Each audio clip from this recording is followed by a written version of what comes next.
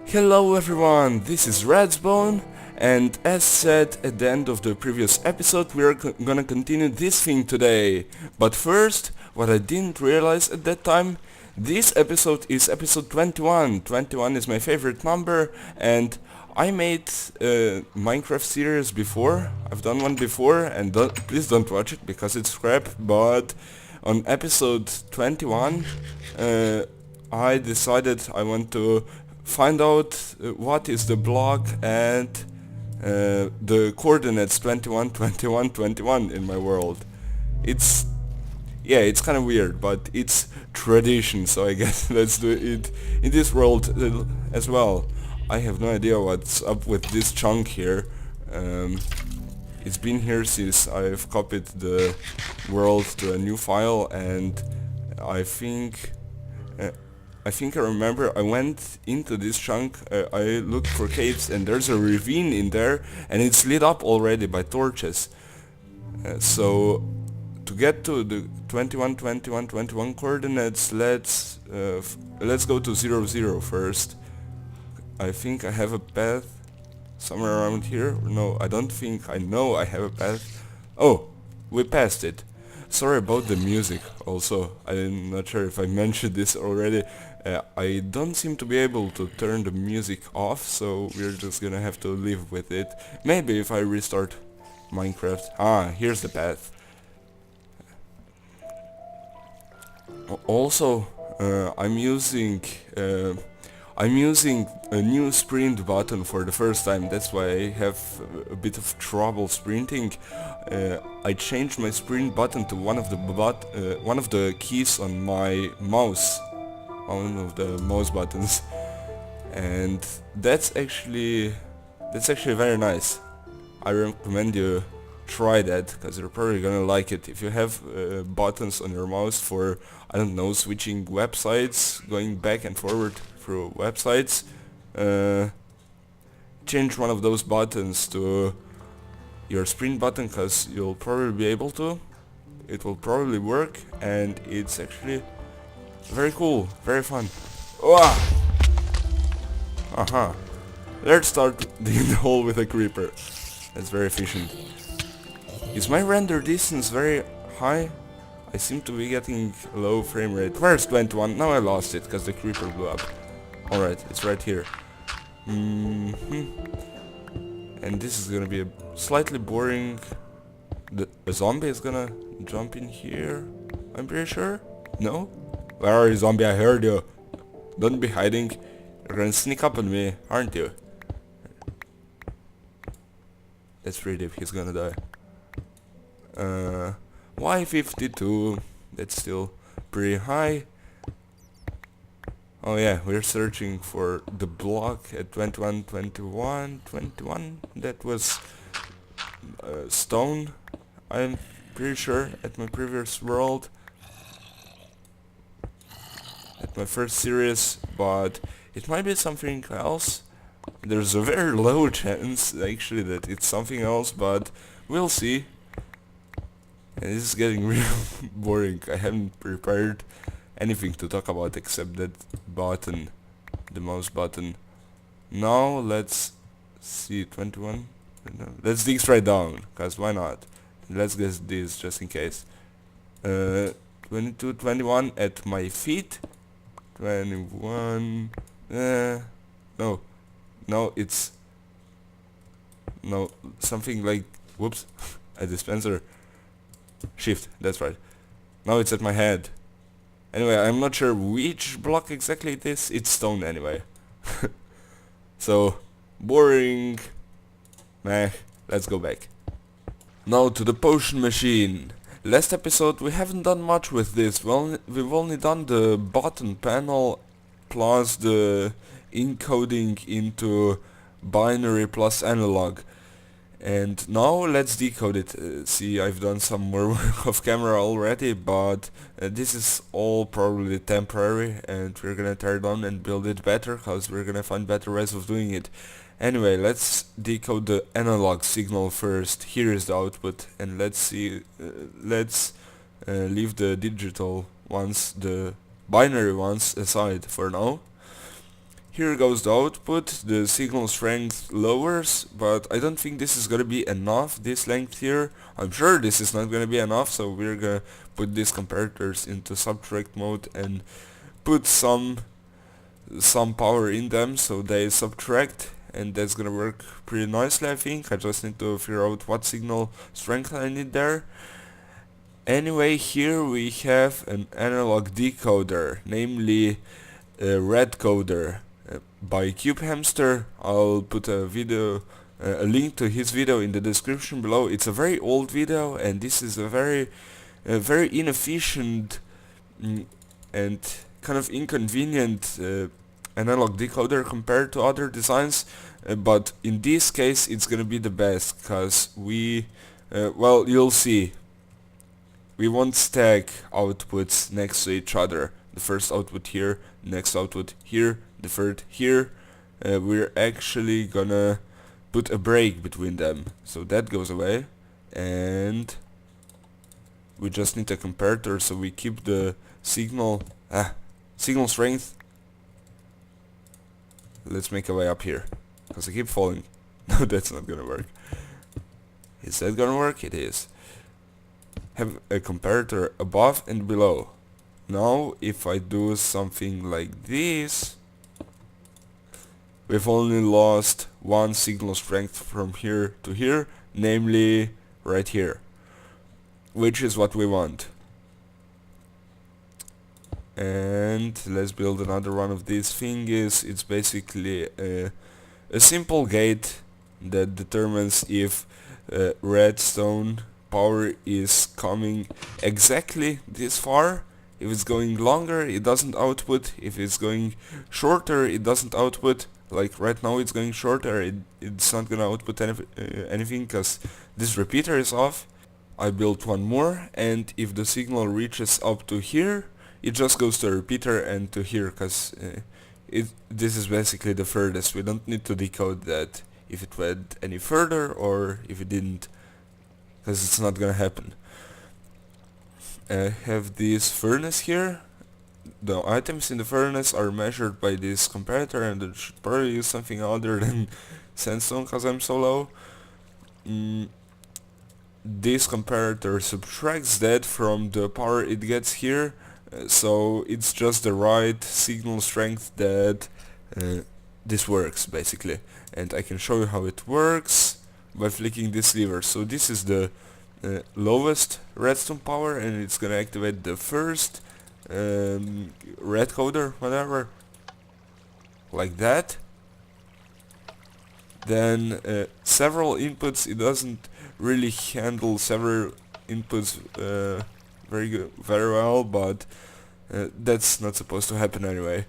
Then we have the second lever, triggers that one. This one gets locked by the piston, it doesn't go through. The third one triggers the third one, and the fourth one, I hope you can see back there that redstone activated. If I look with the corner of my screen, you might be able to see it. After decoding the analog signal, we have to decode the binary signals, and I'm not exactly sure how we're gonna do that. We're gonna do it vertically though.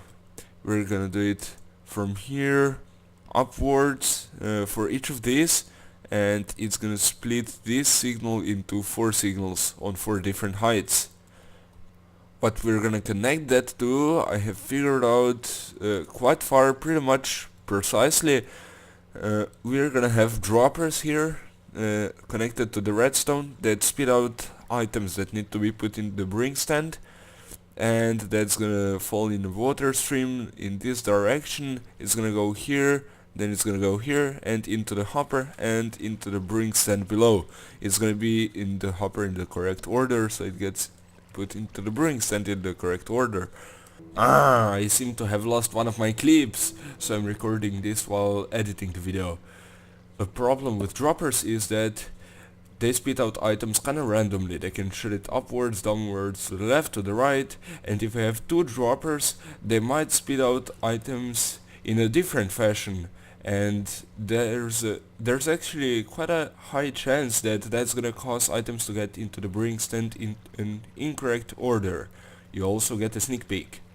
To fix that, we're gonna have a piston like that below each dropper, and it's gonna push this block forward at the same moment as the dropper shoots. That's very easy to connect. Just do that and it's wired already, and then connect that to the next one.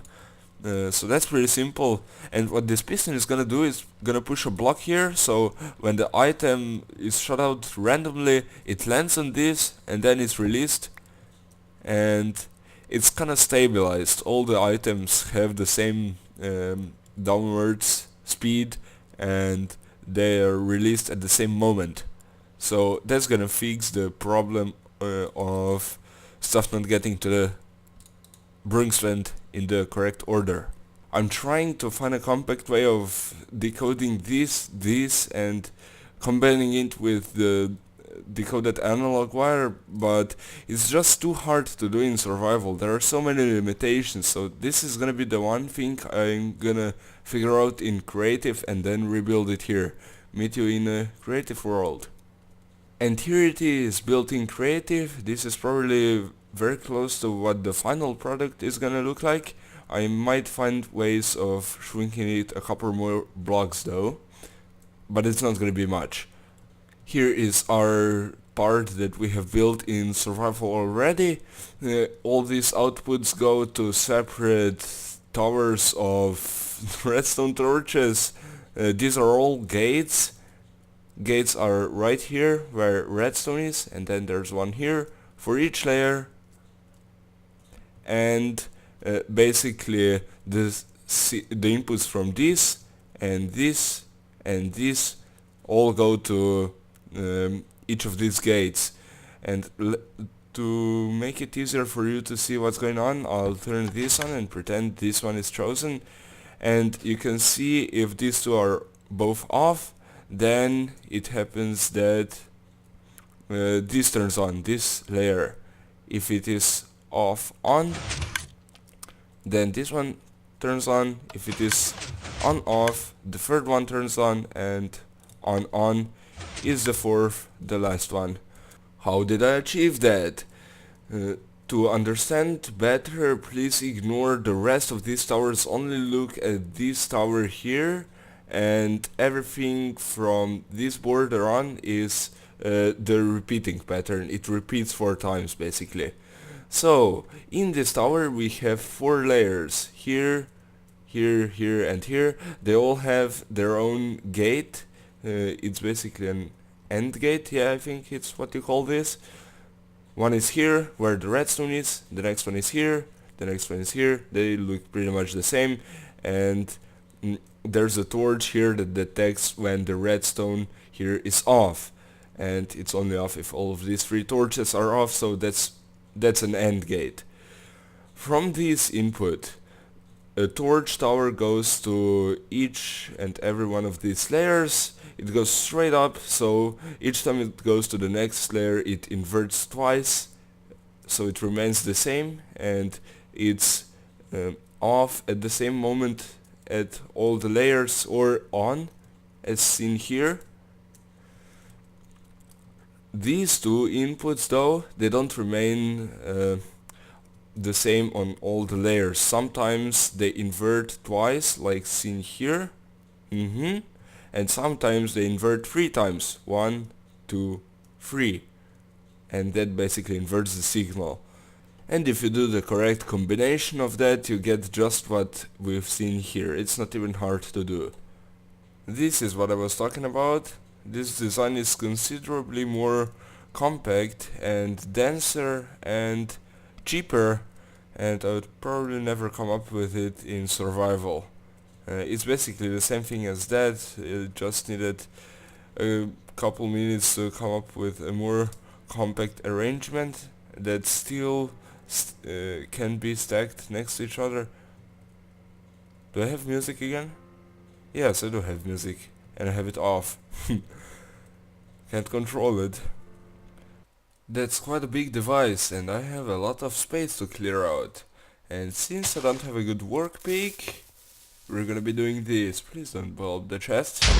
Getting kinda risky here. This is very close to my stuff. Ah, we're doing chaos cannons.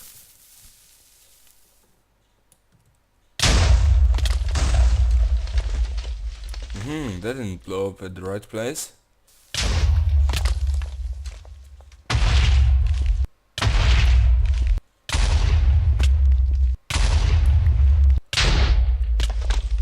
I tore down our sugarcane farm prototype to get some redstone, and I just barely had enough to finish this binary decoder. Now we have a wall of redstone.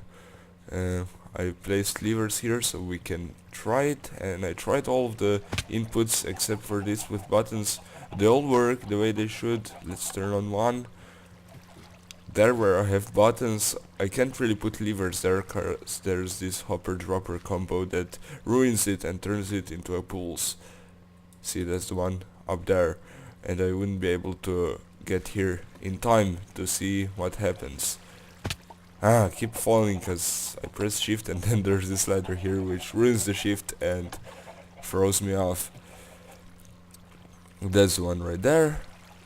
And let's see, we can avoid this hopper dropper combo by triggering it here. This is that one, then there's one here. Just testing, so I see if it works. I've tested all of them already, and they all work, so I did no mistakes in this. This is how I connected the binary wires to the decoder. It was quite challenging because I had to do it in a way where they don't interfere with each other, where these doesn't feed back to there and vice versa, and also these can't interfere with the pistons and droppers that are gonna come here. They're gonna be like the redstone line is gonna be right here, and the pistons are gonna be below, the droppers are gonna be on the side, and this doesn't interfere with that, which is great.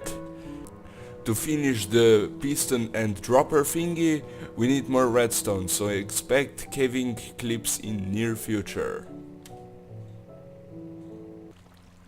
This is a strange wall.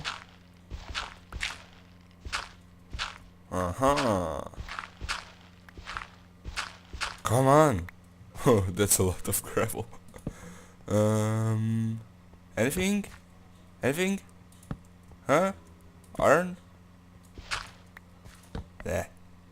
Nothing. Oh, what's behind this wall? Ah! There is something. Aha! This is a cave. There's Enderman, but look at him. In fact, there's one right here. This might be very loud. If this is very loud, I'm sorry. My apologies. My apologies.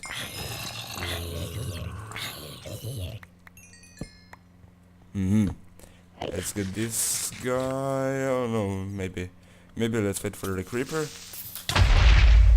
Alright. He's low on health. I'm low on health too. But I can heal. He can't. Alright, let's get this over with. Come on, let me hit you. Why not? No pearl! We're back from the caving trip. We received an amazing amount of 0 redstone ore. And we have 30 levels, so let's go enchant a diamond pickaxe. Efficiency, efficiency, efficiency! Yes! Another one of these. Hey, they're basically the same. But who cares, I have 2. Now I can waste one on random things like stone. And I would still won't run out of silk touch pickaxe. So yeah, I can use this as a work pick basically. Seriously game, can't we find any redstone? Also apparently someone was walking on it. And I'm not picking it up. Anymore? Back here? No? Here? Always dig around. Why is he not coming out? I saw redstone behind him.